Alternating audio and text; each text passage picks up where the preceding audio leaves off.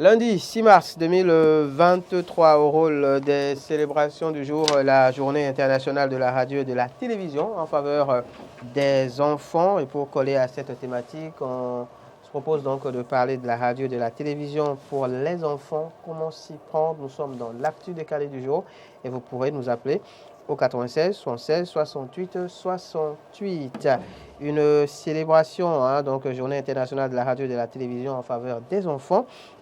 Qui a lieu le 6 mars. C'est une journée où les professionnels des médias justement se penchent sur la question de la radio et de la télé pour les enfants et mettent donc sur la même longueur d'onde que les enfants, on va dire, leurs différents programmes. Laurent Roland Toninquès, pour ce type de célébration, forcément en tant que professionnel des médias, on se sent interpellé. Oui, on se sent interpellé aujourd'hui parce que malheureusement toutes les télévisions ou les radios participent peu ou prou à la dépravation de nos mœurs, à l'enlisement de la situation de l'éducation des enfants, bien évidemment. Et donc il va falloir que les médias se penchent véritablement sur la question, notamment les télévisions et les radios, pour dire qu'est-ce que nous apportons désormais à nos enfants, qu'est-ce que nous apportons aux enfants de nos pays, de nos communautés, et qui peuvent être une relève de qualité, en tout cas de toute façon quand nous ne serons plus là. Et cette question, c'est chaque acteur qui doit se la poser. Cette question, c'est chaque promoteur de médias qui doit se la poser, bien évidemment.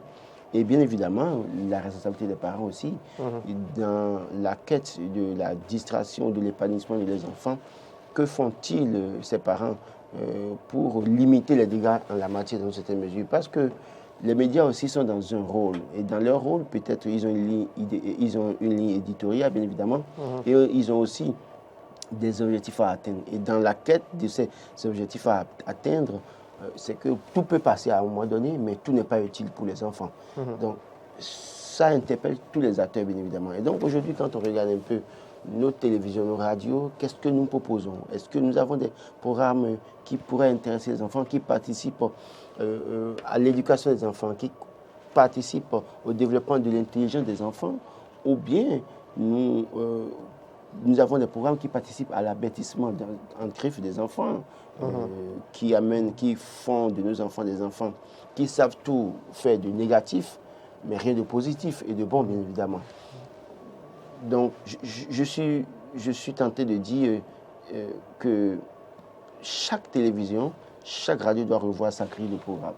Il s'agit donc, quand on parle en tout cas de la radio et de la télé pour les enfants, pour s'épancher sur le cas des professionnels des médias, et donc des médias radio-télé, il s'agit de voir comment au travers des grilles de programmes, on s'adresse aux enfants.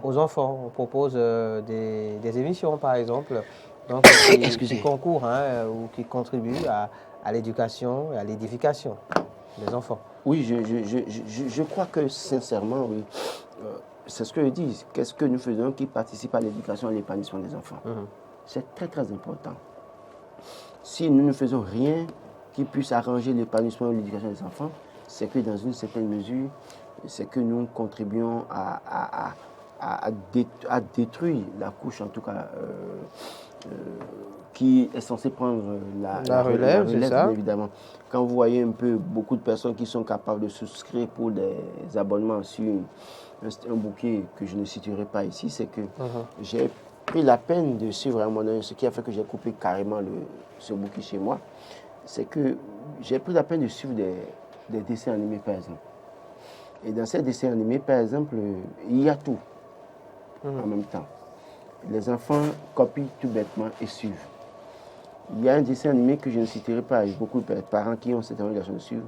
Dans ces dessins animés, on voit déjà combien est-ce que l'homosexualité est promue dans ces dessins animés. Donc, à un enfant qui commence par prendre conscience de la réalité de la vie et qui commence par voir qu'un homme et un homme peuvent être ensemble, par exemple, quel monde voulons-nous construire avec cet enfant? Quand déjà dans ce dessin animé, une petite fille de 3 ans, 4 ans, 5 ans commence par voir que oui, une autre fille peut embrasser une autre fille, bien évidemment, et que ce n'est pas un problème, qu'en réalité, c'est autorisé ailleurs et que donc elle peut se le permettre discrètement, de toute façon, c'est un problème.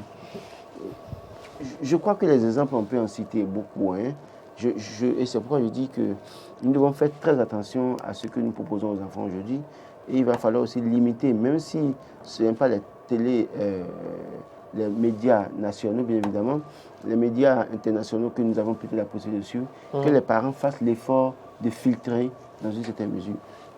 On peut coder son décodeur, on peut coder pour empêcher les enfants d'accéder à un certain nombre de chaînes.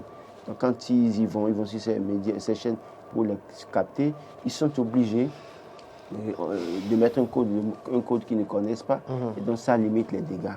Mais au niveau des radios aussi, il y a le message qui est passé. Là, ce n'est pas les images. De l'autre côté, c'est les images. Mais au niveau des radios, c'est le message, c'est la parole qu'on entend. Et à ce niveau, qu'est-ce que nous jouons? Qu'est-ce que les gens viennent dire à la radio? Qu'est-ce que les gens viennent dire, en tout cas jouer à la radio? Tout ça participe à l'éducation de l'enfant.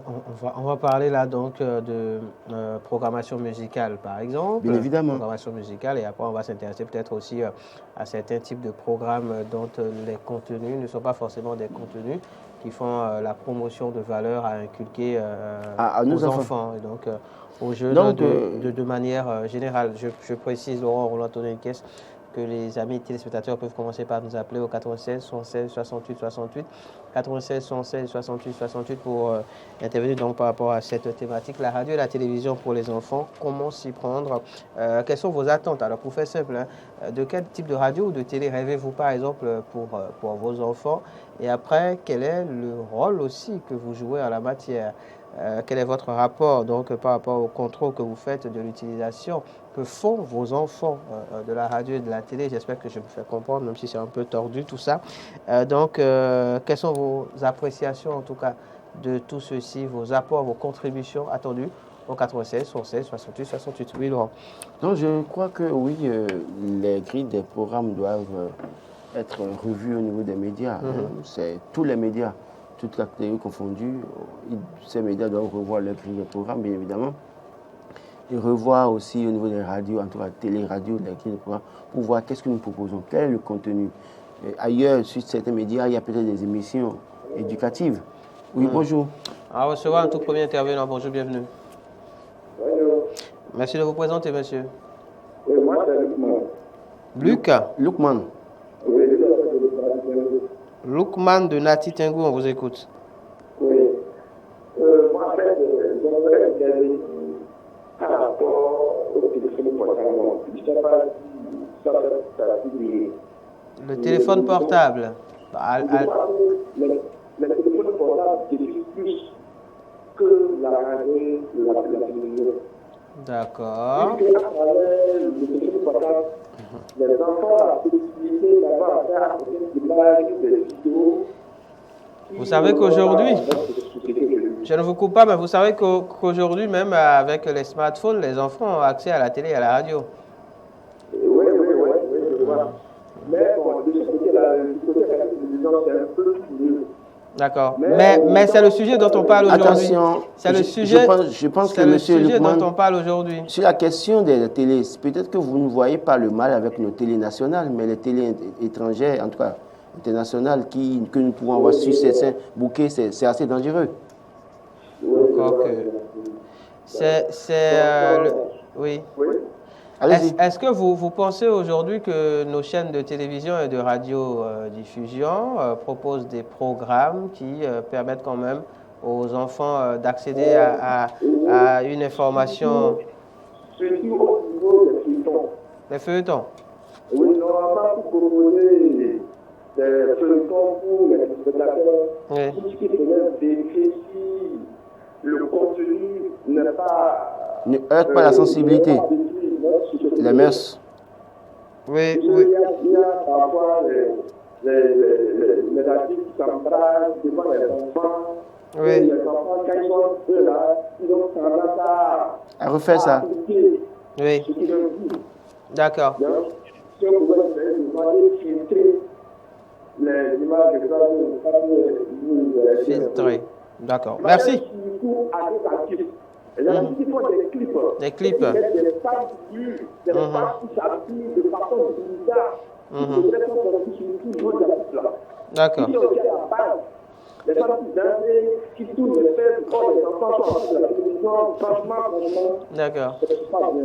Merci Il beaucoup. paraît que le monde d'aujourd'hui ne va pas sans les fesses. Merci, M. Loukman. Bonne suite de journée à vous. Je crois que j'ai lu un commentaire il y a quelques jours que oui, le monde d'aujourd'hui, c'est avec les fesses. avec les fesses. Malheureusement. D'accord. Alors, quand M. Loukman parle justement des feuilletons, c'est vrai que beaucoup en parlent, mais est-ce que quelque part la responsabilité des parents n'est pas aussi ici, on va dire, à mettre en cause? Salut. Monsieur Anissé Michel. Oui, c'est lui. C'est lui. Probation est fort. On vous écoute. Probation est trop fort. Hein. Merci. Alors, s'il vous plaît, dit. On vous écoute, monsieur Anissé Michel. La radio, c'est fait.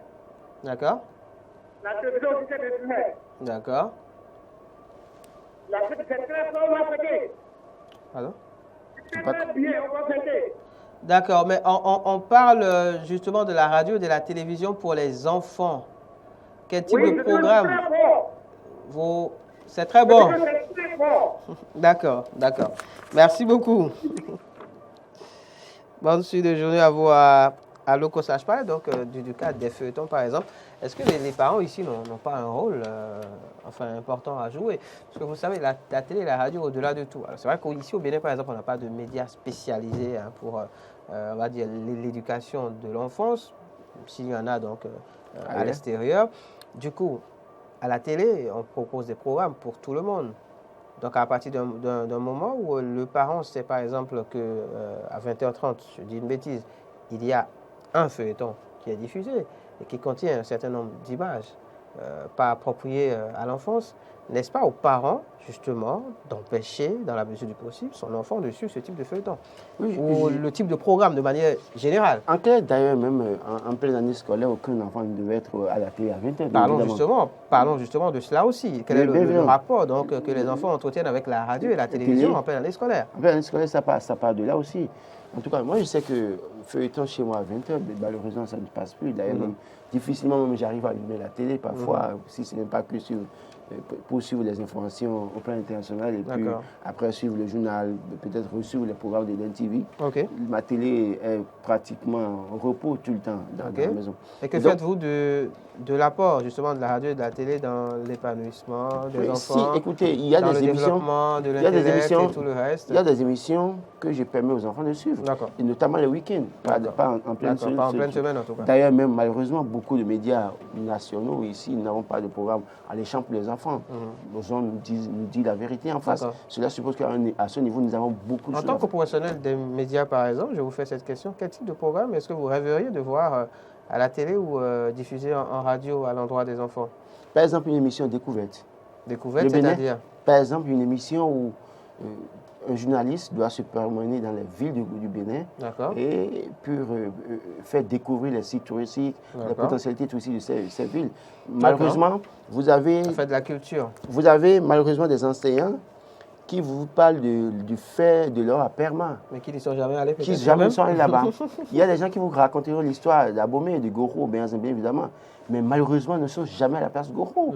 C'est des problèmes à régler dans la société. Donc, à partir d'un programme télévisé, on peut éduquer nos enfants en la matière, bien évidemment. Moi, je suis d'un milieu où, malheureusement, jusqu'aujourd'hui, mes enfants ne sont pas encore allés là-bas. C'est un problème que je dois régler dans quelques jours. C'est très grave. Très grave. Et je peux raconter l'histoire. C'est pas loin. Voilà, je peux raconter l'histoire de mon origine, en tout, à Lada, et je fais le lien avec Porto-Novo et Lada facilement. D'ailleurs, même, j'en arrive à amener des gens en tant que guide pour gagner de l'argent. Mais est-ce que mes enfants sont allés là-bas? Non. Mais peut-être ceux-là qui n'ont pas envie, il y a des gens qui sont à Cotonou. Moi, je ne suis pas citoyen de Cotonou. Peu ou prou, je continue d'aller chez moi à Lada, même si ce n'est pas régulier. Mais je pense que avec ces programmes, par exemple, on peut éduquer les enfants, les instruire sur l'histoire de leur pays, bien évidemment.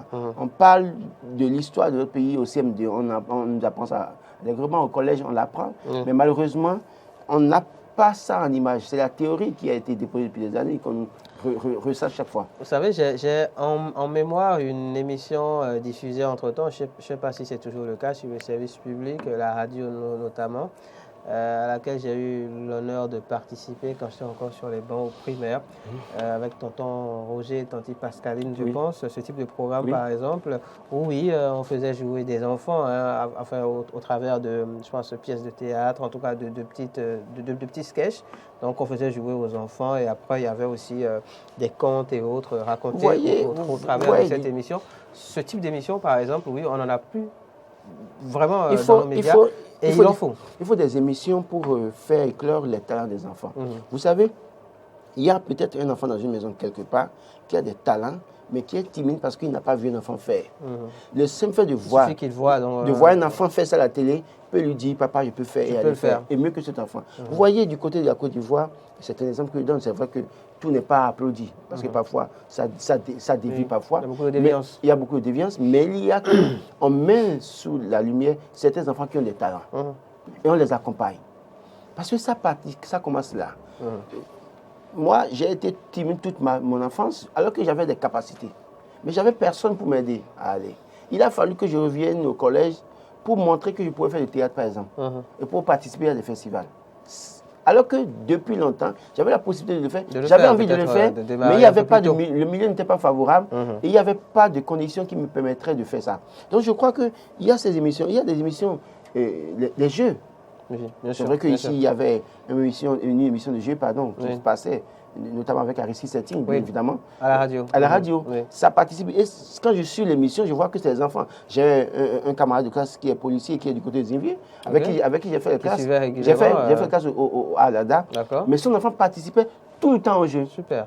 Et gagnait des lots. Et il m'appelait même parfois pour savoir comment est-ce qu'il pouvait aller récupérer le lot. Et je lui disais, appelle Setting, puisque je ne maîtrisais rien en la matière. Donc, je crois qu'il y a des enfants qui participent à ça. Et un enfant qui suit une émission à la radio, où on pose des questions, on répond, à un moment donné, ce qui ne comprend pas, il apprend automatiquement. Donc, il faut ces émissions-là, au niveau de nos radios, au niveau des télés aussi, permettre aux enfants, ceux qui peuvent chanter, de venir chanter, ceux qui peuvent incarner des personnalités, leur permettre d'incarner des personnalités. C'est peut-être par là qu'ils vont retrouver leur chemin, leur destinée, savoir ce qu'ils sont venus faire suite, bien évidemment. Donc, c'est pourquoi tous les médias doivent pouvoir revoir leur programme. Il y a des émissions dans lesquelles, par exemple, il y a une émission que je vois sur un bouquet où on prend des enfants en situation de classe, on donne des cours. On donne des cours et les enfants conjuguent des verbes, se prononcent sur une thématique, bien évidemment font des calculs mentaux. Bien évidemment, je crois que en la matière, l'un ou l'autre reproduit des situations en fait de classe à la télé, quoi. Bien évidemment, et ça va participer à l'éducation de nos enfants, à leur épanouissement, plutôt que de les laisser suivre à longueur de journée les feuilletons, des dessins animés, avec des messages qui ne cadrent pas avec nos réalités sociologiques. C'est très important en la matière. Monsieur Loukman, qui a appelé de Nati Tengu, a parlé aussi du cadre des clips, par exemple, de certains artistes sur nos chaînes de télévision. Les clips aujourd'hui sont remplis de dérangements, de mouvements de fesses, avec les strings qu'on vient exhiber à la télé, malheureusement, avec des tenues dépravées, qui participent à la dépravation de nos mœurs, plus d'éthique, plus de morale, plus de normes dans la société, malheureusement, avec ces personnes. Et c'est dans un clip, quand on ne voit pas les filles faire les dérangements, monter les fesses, et à un moment donné, faire face à la caméra, se rabaisser, écarter les jambes devant la caméra, si ce n'est pas ça, c'est comme si le clip ne sera pas consommable. C'est pas un bon clip. Il y a un problème. Il doit y avoir maintenant un mécanisme pour censurer tous ces clips. Et au niveau des télés aussi, on doit pouvoir savoir ce qu'on joue. Nous ne devons pas contribuer à détruire les mœurs sociales. Ce n'est pas possible. Nous devons participer à construire plutôt que de détruire. Et c'est pourquoi il a bien fait de parler des feuilletons. Les feuilletons vous savez, les femmes sont capables de s'asseoir pour ce feuilleton et de reproduire exactement ce qu'elles ont vu dans leur foyer. Bien sûr. Là où le blanc, là où la femme gifle son mari dans un feuilleton, tu le fais au Bénin, le monsieur va riposter, tu ne vas jamais oublier. C'est pas pour encourager la violence à l'égard des femmes, attention. Et là où l'enfant a insulté son père dans un clip, et tout le monde s'est tué, et on a même calmé l'enfant parce que l'enfant dit qu'il veut se suicider, tu lui dis ici, ton papa va te taper proprement, et tu laisses te suicider, c'est ton problème. Donc je crois que dans une certaine mesure, quand c'est comme ça, il faut aussi limiter ces choses-là. pour arrêter la série. On s'intéresse en tout cas à la radio et à la télévision pour les enfants. Comment s'y prendre en tant que professionnel des médias, en tant que chaîne de radio et de télévision? Comment on s'organise pour que nos programmes puissent réellement contribuer à l'édification de l'enfance, à l'éducation donc de l'enfance. Et après, en tant que parent aussi, quelles sont les dispositions que l'on prend pour qu'au travers de la radio et de la télé, les enfants n'aient pas accès, par exemple, à des contenus inappropriés. C'est de cela qu'on parle sur Matin d'Éden de ce jour dans l'actu décalé. On a reçu M. Loukman de Nati Tengou. On a reçu également Anissé Michel de Lokosa. On va s'en arrêter là. Laurent Roland Toneniquès, un mot pour conclure. J'aimerais préciser très rapidement que quand on parle de responsabilité, il me paraît important qu'on appelle aussi la haute autorité de l'audiovisuel et de la communication à agir en la matière, puisqu'en définitive, c'est elle justement qui régule tout ceci. Et si à un moment ou à un autre, on se rend compte que oui, au niveau des médias, il y a des dérives, c'est à elle de rappeler à l'ordre.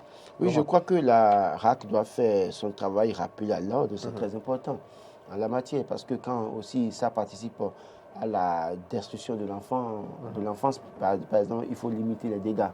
Et donc, je crois qu'au-delà du rôle que doit jouer la RAC, les promoteurs de médias, les journalistes doivent pouvoir travailler à proposer un contenu qui intéresse les enfants, qui participe à un épanouissement sain des enfants. C'est-à-dire qu'on se rend compte, je ne vous coupe pas aujourd'hui, que oui, alors au niveau des médias, alors je nous accuse, radio comme bien télé, évidemment. Qu'est-ce qu'on fait? On a beaucoup de programmes, on a des programmes en fait d'ordre divers, qui s'adressent un peu à tout le monde. Et malheureusement, on oublie l'enfance en fait. Et d'ailleurs, même on est beaucoup plus, la plupart étant focus sur les faits politiques. Soit on est en train d'encenser, soit on est là à pouvoir dénoncer. Et on peut consacrer ce temps aux enfants. On oublie bien souvent de proposer des programmes en direction de l'enfance. Et je pense qu'en tant que professionnel des médias, il est de notre responsabilité de corriger le tir.